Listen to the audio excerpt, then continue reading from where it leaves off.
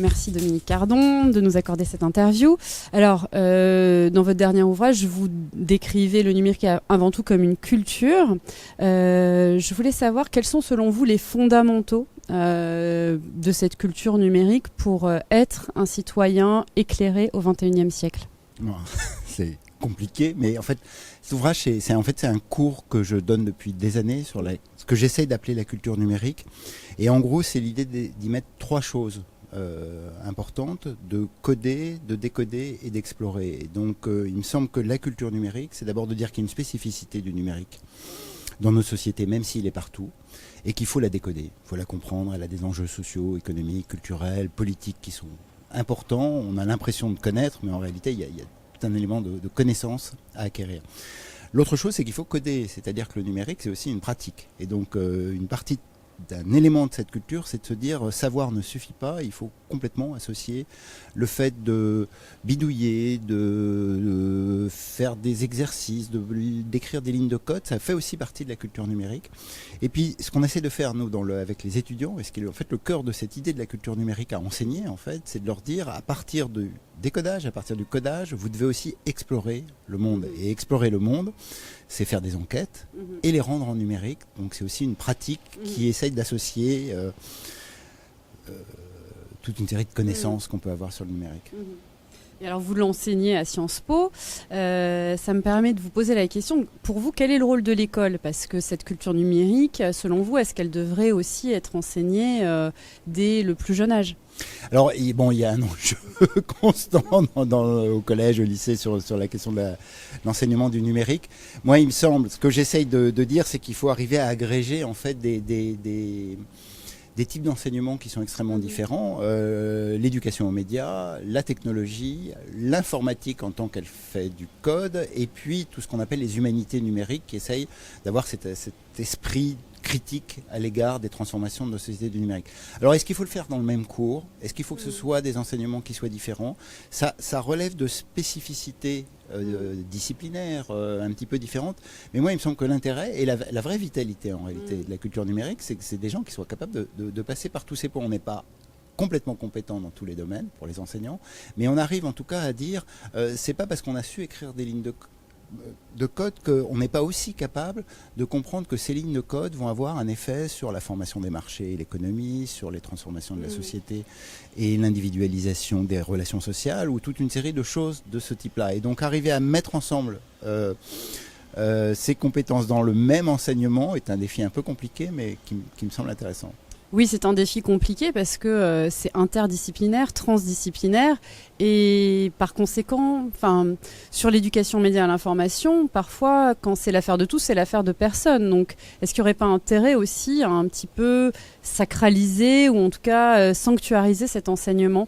Mais c'est vraiment ça qui est compliqué. Je pense que le numérique, il donne un message, qui est un message qui est partout présent dans nos sociétés, c'est que les disciplines en silo, comme ça, sont en crise. Et donc, on a vraiment besoin de cette transdisciplinarité, ou en tout cas cette articulation forte. Ça ne veut pas dire qu'on n'a pas une discipline, mais ça veut dire qu'on a une curiosité pour les autres disciplines.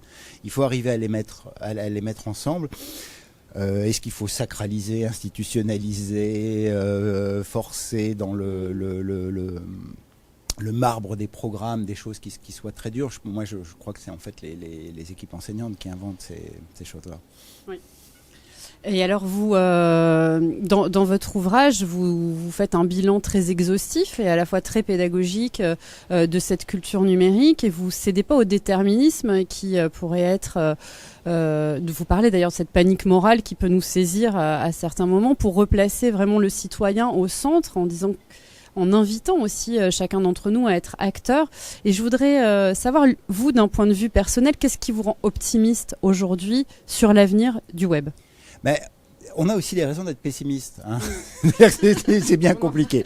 Alors, l'ambiance est au pessimisme fort parce qu'effectivement, il se joue... Moi, au fond, qu'est-ce que c'est que le numérique ? C'est l'idée que c'est un écran qui nous ouvre sur le monde. Le ressort, c'est la curiosité et son mode de fonctionnement. Ce qui est essentiel pour l'enseignement, c'est que c'est quelque chose dans lequel on lit et on écrit. Donc, c'est ce couplage toujours de l'activité du spectateur fait que c'est pas un média comme les autres. Et je pense que cette spécificité essentielle du numérique, il faut la préserver. Donc, dès qu'on utilise le numérique pas pour le regarder, pour l'écouter ou pour le lire, mais aussi pour le fabriquer, pour le produire, pour le commenter, pour le mettre en circulation, pour inventer des logiciels, pour fabriquer et créer des vidéos et du graphisme, on utilise en fait la fonction essentielle du numérique qui est lire-écrire. Hein, c'est cette interaction nécessaire. Donc moi, ce qui me rend optimiste, c'est que ça n'a pas disparu. Voilà. Ça prend des formes nouvelles avec la massification de nos sociétés, c'est des statuts Facebook, c'est des stories sur Instagram, etc. etc. Bon, moi je crois que c'est la force d'un enseignement du numérique, c'est d'essayer de dire, c'est très bien de faire ça, parce que vous écrivez, parce que vous produisez, vous participez dans les espaces numériques, mais il y a peut-être d'autres espaces pour le faire, et puis il y a peut-être d'autres choses à faire avec le numérique, donc ça rend nécessairement optimiste. Oui. Mais alors c'est des défis énormes en termes d'éducation. Quels conseils vous donneriez aujourd'hui aux enseignants qui parfois sont un petit peu peuvent ressentir une forme d'injonction à rentrer dans cette culture du numérique? Quels conseils vous leur donneriez pour justement être en mesure de transmettre aussi cette culture à leurs élèves? Ben, ça c'est compliqué parce que alors, effectivement, si c'est une injonction au numérique de dire il faut y être, vous n'êtes pas moderne si vous ne le faites pas, etc. Ça, il faut pas le faire. Et en plus, je pense, c'est non seulement c'est contre-productif, mais c'est erroné. En réalité, on peut très bien ne pas être dans le numérique. Voilà. Je pense qu'il faut aussi enseigner les moments où on doit se débrancher, se déconnecter et ne pas faire en numérique. Mais ça, les enseignements du numérique le savent très bien, que en fait, c'est constamment des interactions entre la vie réelle et les équipements outillés qu'on peut avoir. Mais plus sur le fond, moi, il me semble qu'en fait, ce qui se joue aujourd'hui, c'est qu'on a peur. Voilà. Et partout, on a peur. C'est pas le numérique en soi, mais c'est le thème sécuritaire, c'est que les messages politiques qui nous sont adressés, etc., c'est toujours protégez-vous. Et en réalité, quand on reprend l'histoire du numérique, c'est pour ça qu'elle est intéressante, c'était des gens qui n'avaient pas peur. C'était une aventure, c'était une exploration.